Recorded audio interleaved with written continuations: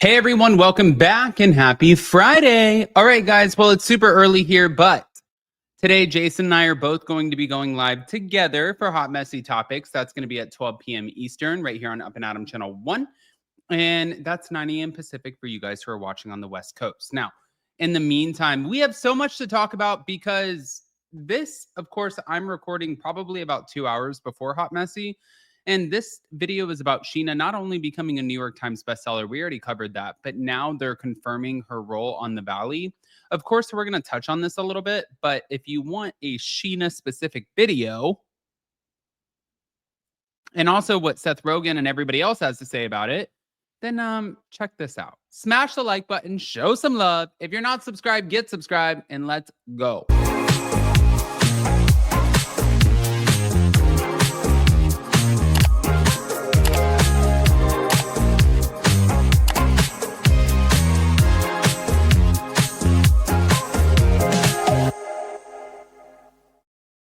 All right, guys, so we have to get into all of this. I mean, to be honest with you, it's a lot. But executive producers have locked in Scheana Shay for season 3 as a key cast member. So her storyline apparently will center around Brock Davies' affair and its fallout. Now, what I found interesting about that was executive producer Alex Baskin said that that time has come and gone and that this should have been addressed on the same season that it happened, the same season as Scandal when it happened, and not necessarily right now. Okay.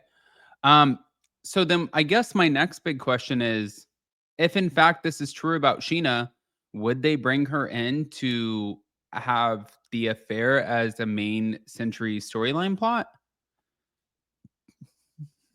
I have questions, but hold on.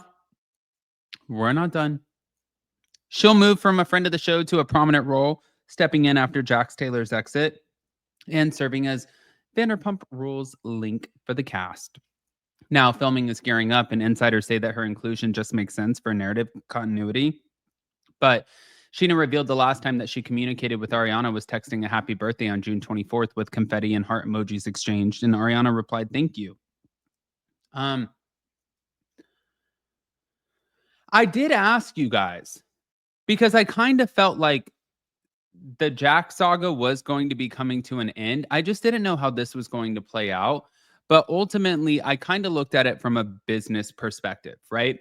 Like the business perspective is that NBC and Bravo is technically liable for any of this man's actions, especially by giving him a platform. So when I say, are they responsible for everything he does if he goes and like robs a gas station or something? No.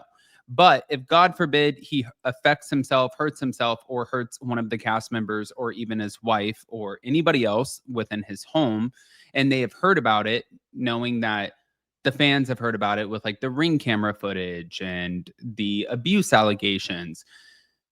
If God forbid something happened and NBC did not step up and do something, whether it's like putting you on pause or whatever, then it looks like they are liable for this person's actions because they are the one who gave this person a platform. I know that this sounds like really, really hard to understand, but it's actually, and I'm not saying that to be condescending. I actually, at first I was like, well, wait, what? Wait, what? But now I understand it more, and I get that Jax Taylor being on the show does, in fact, present itself as a liability to the network. And now I understand more than ever. And moving on. I guess that opens up the door for Scheana. But Scheana did celebrate her memoir, My Good Side, debuting at number 4 on the New York Times bestseller list, captioning her post simply as, well, speechless. Now, in case you guys didn't see it, let me just go ahead and share the screen so you guys can see.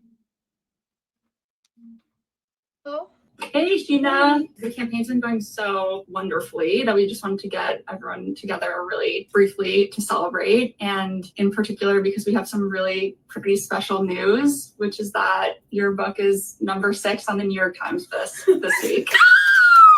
Oh my God, I have chills. The whole team here is so incredibly proud of you. You did such incredible work on the tour, just with all your work on social media and putting your story out there. And we're just really, really incredibly proud of you and proud of this book and everything you've accomplished. Oh my gosh, thank you. Hello. Hey, Scheana. Okay. Well, just to give you guys an idea, yeah, Scheana ended up celebrating New York Times bestsellers list. And I saw where some people were saying, well, whether it's a cross or a dagger, that means that their publishers ended up buying a lot of the books in bulk. And they said that there was something similar next to Stassi Schroeder's. Now, listen, at this point, I just want to celebrate the woman receiving a win. A New York Times bestseller. I don't give a shit how you got there. Really, I don't. I'm not one of those people. It's like, well, you can't cheat to make your way through. I'm not talking about in a relationship, but like, listen, if you're out and you're running on the field and you put cleats on instead of sneakers, like you put some fucking cleats on. You know what I mean? And if for her, they wanted to make sure by buying in bulk that it was going to be a New York Times bestseller, then you fucking buy in bulk. Because at the end of the day, guess what people are going to remember? They're going to remember the title of New York Times bestseller. They're not going to remember shit about the bulk part of it. But I know that you guys would like to think, oh my God, he's finished. No, I'm not. So on top of that, you guys know that Seth Rogen is a huge, huge Vanderpump Rules / The Valley fan.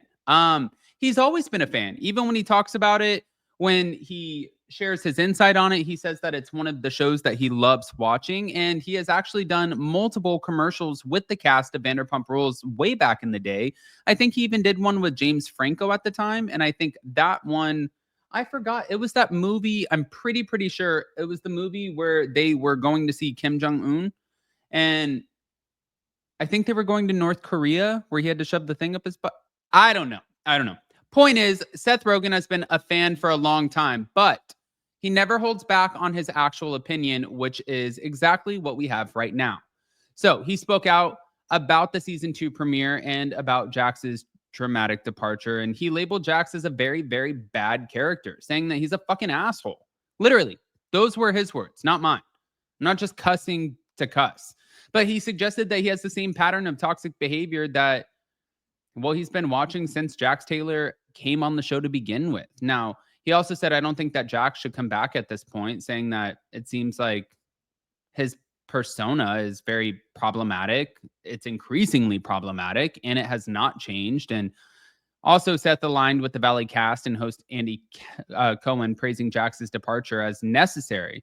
He said that it was pretty necessary for his sobriety, his mental health, and co-parenting. But listen, at the end of the day, I think that they're all also fans of Seth Rogen. And sometimes I think that it's better for you to hear this shit from an outside source. So I want to hear what you guys think, guys. Pop off in the comment section. If you're not subscribed, get subscribed. Don't forget to hit that notification bell, and we'll see you in just a little bit.